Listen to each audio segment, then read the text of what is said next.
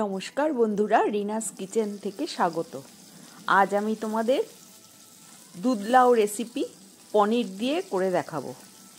তার জন্য আমি 100 গ্রাম মতো পনির নিয়েছিলাম, আর একটা মাঝারি সাইজের লাউ আর দুটো আলু ডুমো ডুমো করে কেটে নিয়েছিলাম, আর পনির নিয়েছি 100 গ্রাম, আর দুধ, 1 চামচ ময়দা, জিরে আর শুকনো লঙ্কা ফোড়ন, আর কাঁচা লঙ্কা কটা, আর 1 চামচ ঘি লাগবে। প্রথমে আমি কড়াইতে তেল দিয়ে এবার পনিরগুলো আমি প্রথমে ভেজে নিচ্ছি।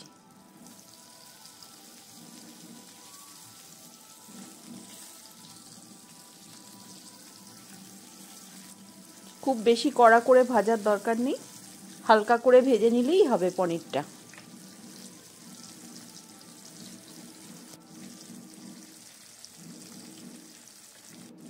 একদম সম্পূর্ণ নিরামিষ রান্না, এটা খুব সুন্দর খেতে হয়, তোমরা করে দেখো। প্রথমে নুন দিয়ে দিলাম একটু পনিরগুলোতে, হালকা করে ভেজে তুলে নেব।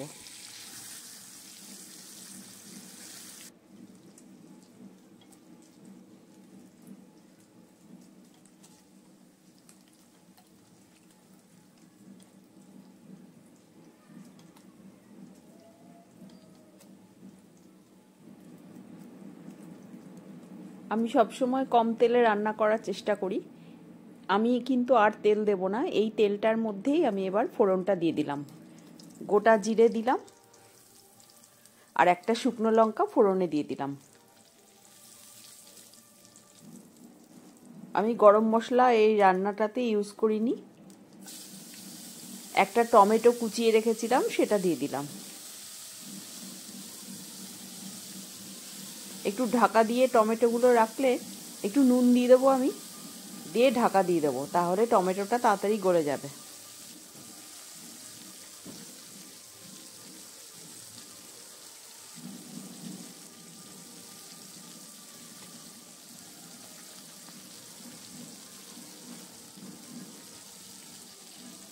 এবার আদা বেটে রেখেছিলাম, আদা বাটাটা দিয়ে দিলাম।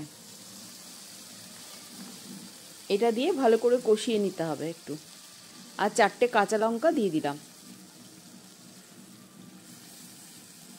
4টে কাঁচা লঙ্কা আমি চিড়ে রেখেছিলাম, সেটা দিয়ে দিলাম।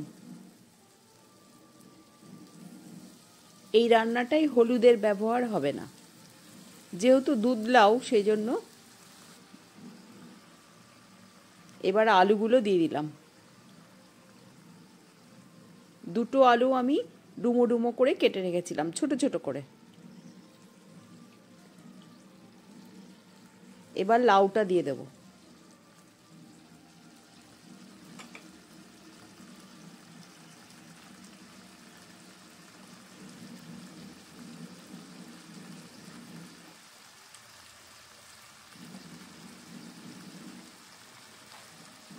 আমি প্রায় 600 গ্রাম মতো লাউ নিয়েছিলাম।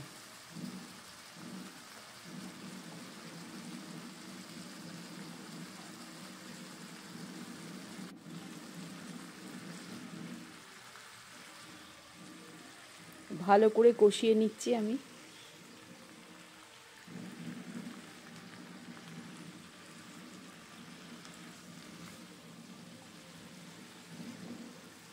তোমাদের যদি রেসিপিটা ভালো লাগে, আমার চ্যানেলটাকে সাবস্ক্রাইব করো, লাইক ও কমেন্টস করো। চিনি দিলাম 1 চামচ মতো। নুনটা দেওয়া হয়ে গেছিল আগে, তোমাদের যদি টেস্ট করে দেখবে, যদি লাগে তাহলে আর একটু দেবে।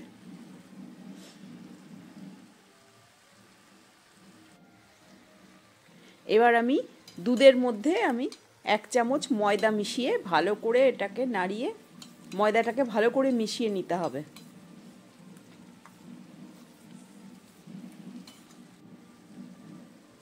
এবার আমি দুধটার মধ্যে দিয়ে দিলাম, দিয়ে গ্যাসটা সিমে করে ঢাকা দিয়ে রাখতে হবে, যাতে লাউ আলু ভালো করে সেদ্ধ হয়ে যায়।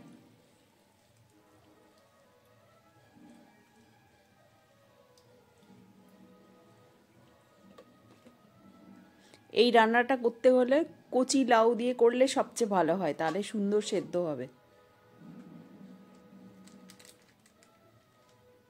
আমার কিন্তু সেদ্ধ হয়ে গেছে পুরো লাউটা। এবার আমি গোলমরিচের গুঁড়ো দিলাম 1 চামচ মতো, আর আমি জিরে ভাজা করে রেখে দিয়েছিলাম, সেই জিরে ভাজা ওটা আমি 1.5 চামচ মতো দিয়ে দিলাম। তাহলে খেতে খুব সুন্দর হবে, গন্ধটাও খুব সুন্দর বেরোবে, গোলমরিচের গুঁড়ো আর জিরে। আর এবার পনিরটা দিয়ে দিলাম। পনিরটা দিয়ে 3-4 মিনিট আমি একটু ফুটিয়ে নেব, আর 1 চামচ ঘি দিয়ে দেব। আমার রান্নাটা কিন্তু কমপ্লিট হয়ে গেছে।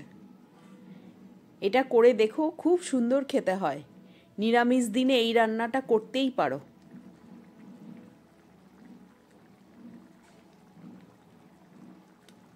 মাছ মাংস ছেড়েই এটা খাবে সবাই, এত ভালো খেতে হয়।